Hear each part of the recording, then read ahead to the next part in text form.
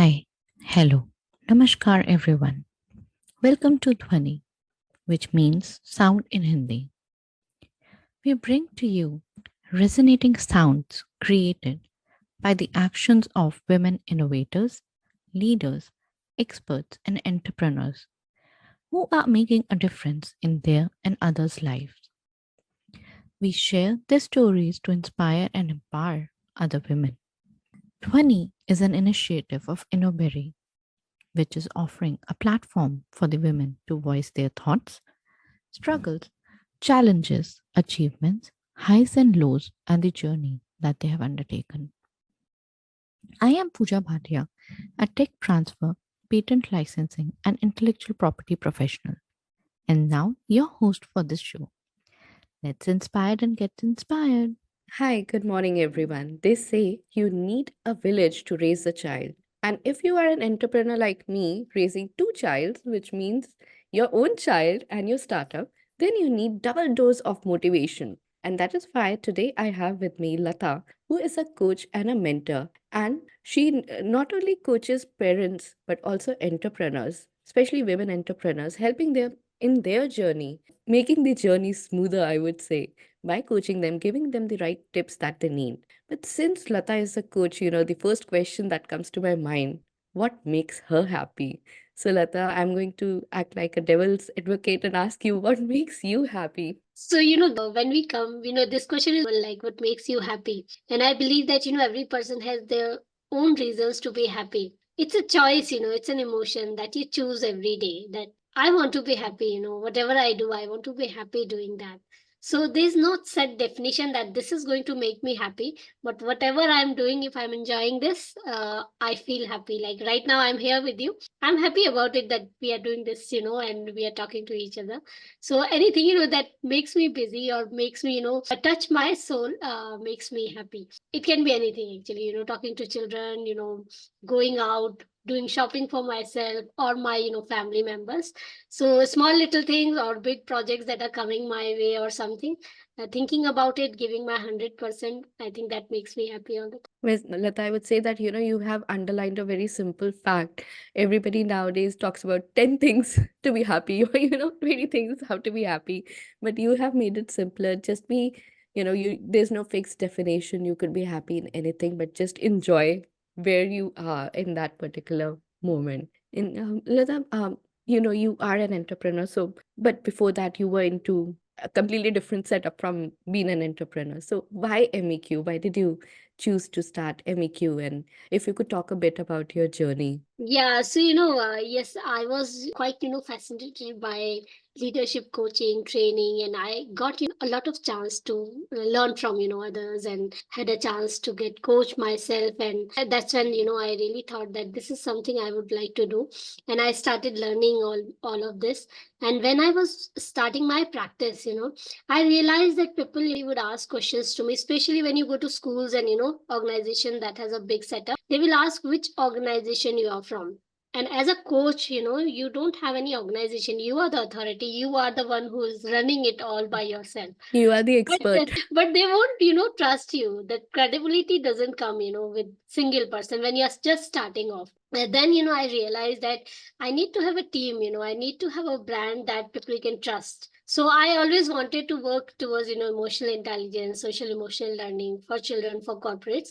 So that's when I decided I need to have a name that I can actually share that this is my company and I represent this company. So that's when MEQ happened in 2018, and it's the full form is Meraviglia EQ Academy, and Meraviglia is an Italian word that means marvelous, surprise, that help people to change actually.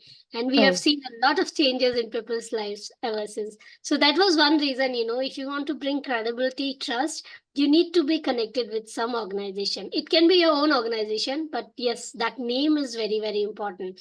You would have seen that the founders go away, the CEOs go away, but the name remains, the company remains, right? So the yeah. organization has to be bigger than who we are, so it should keep running. Then people really want to get associated with organizations. They want to come under a brand that what is the company, what they do. So it makes you bigger, not just makes you bigger, but brings immediate trust and credibility in the market.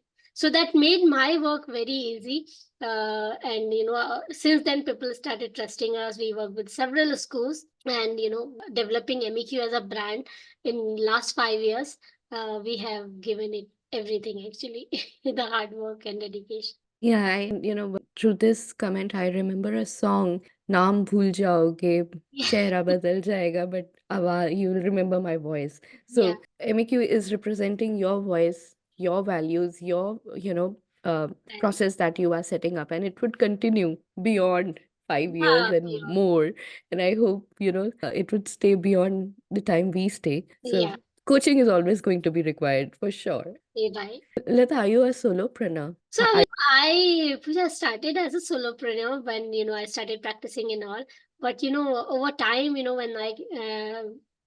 I established my company, and when we started working, making it a startup company, and then started working towards it, it made me an entrepreneur.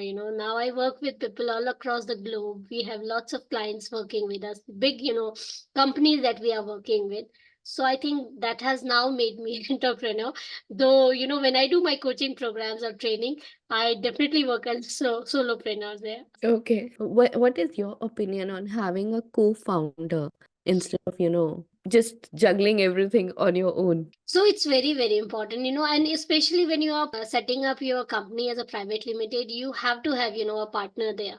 And if it can be someone, who is technically strong or who is better in something else, it should not be like, two similar people doing the same job.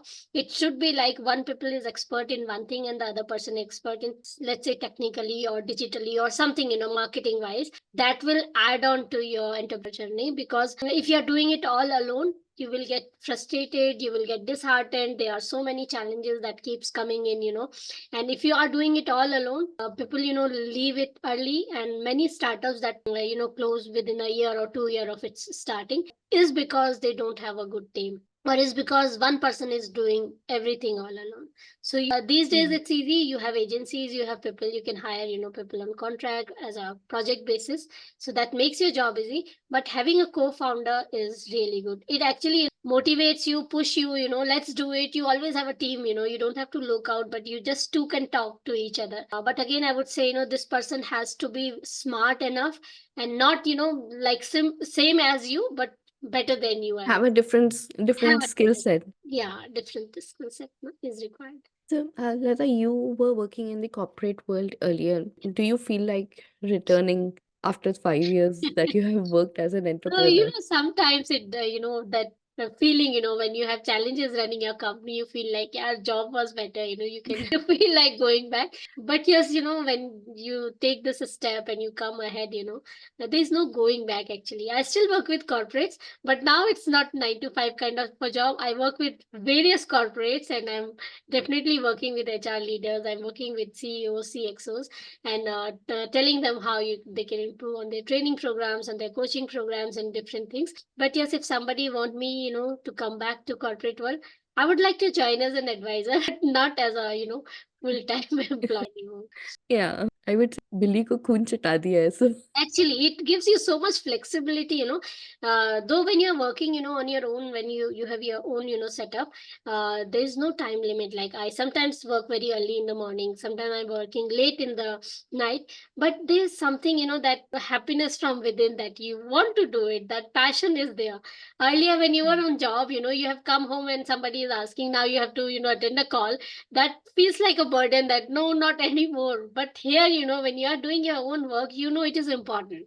Every little thing, every detail, you want to be there and you want to see. So I see a lot of difference when you work as an employee and when you work as an solopreneur or an entrepreneur. When you are the one who has to do it, you have to be there, as a leader, then only your company will run. So this difference, we cannot match with being an employee, and then an employee. yeah, that mindset is completely Yeah, different. mindset is completely different, and I'm sure you would have faced few challenges, moving out from a corporate world into somewhere where, like you said, the schedules are not exactly a schedule. Your each day would vary. So, what kind of challenges did you face, and how did you address them? So I would give it a, emotion. It's scary, when you step out from a very good job, well-paying job, and your life is quite settled. You know how what happens every day. It becomes monotonous, but you are settled. There's no kind of a worry like what will happen tomorrow.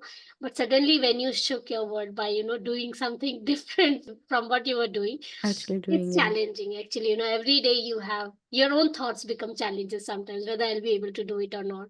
Then, your parents or your siblings or your husband, will keep telling you that you can still go back. Why don't you, try again and go back, But this journey, itself is challenging every day. Today, I think it's been, 4 years since, I'm doing it full time, but every day new challenges comes up. Like even if we are talking to someone, we have gone and we have decided that we are going to do this, you're very excited about the project, but suddenly that project is taken away or something, some some Issue problem, would come up.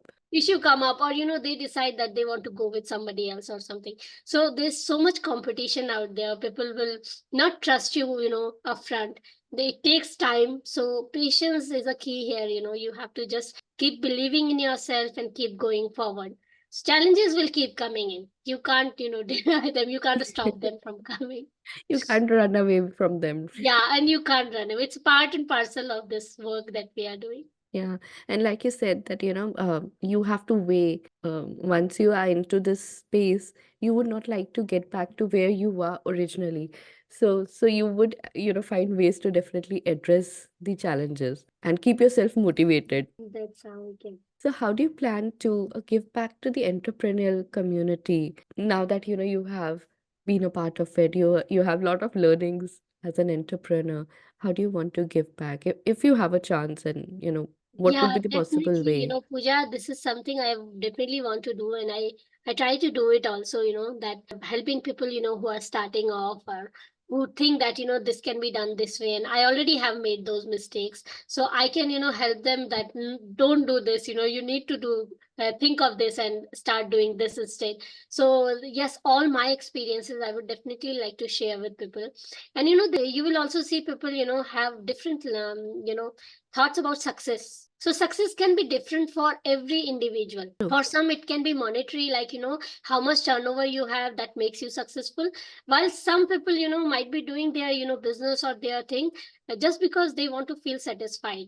That's the Mhm. purpose of their life. If they achieve it, they feel successful. So you need to decide as an entrepreneur or a person, what you want to do. So all these learnings, I need to really share with people if I get a chance, though I keep doing it through my blogs and articles through LinkedIn also, that how people can be successful when they have an idea and not to quit very early. So yes, I'm open to helping people, mentoring, and I do keep doing it. I have connected with lots of people who keep coming in and asking for suggestions and what they can do. But there's a lot of scope in this I would say requirement is there, because people are looking for somebody who has gone through, who had walked the path and now can train them back. So And yes, inspire them. can inspire them. Yes, that you have to be there, just don't quit so easily.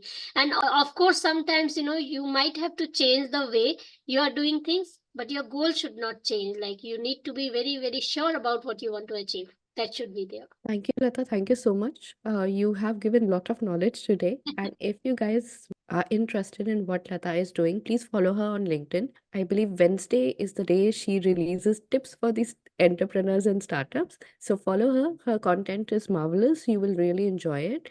And if you want to interact with her as a mentor, you could reach out to Team Strategize at the Investing in Talent portal. She is a mentor there, helping the startups, mentoring them, coaching them. So, or you can simply, drop a message and we'll connect you to Lata, and she could help you with sharing her experience and guiding you in your journey and keep inspiring you.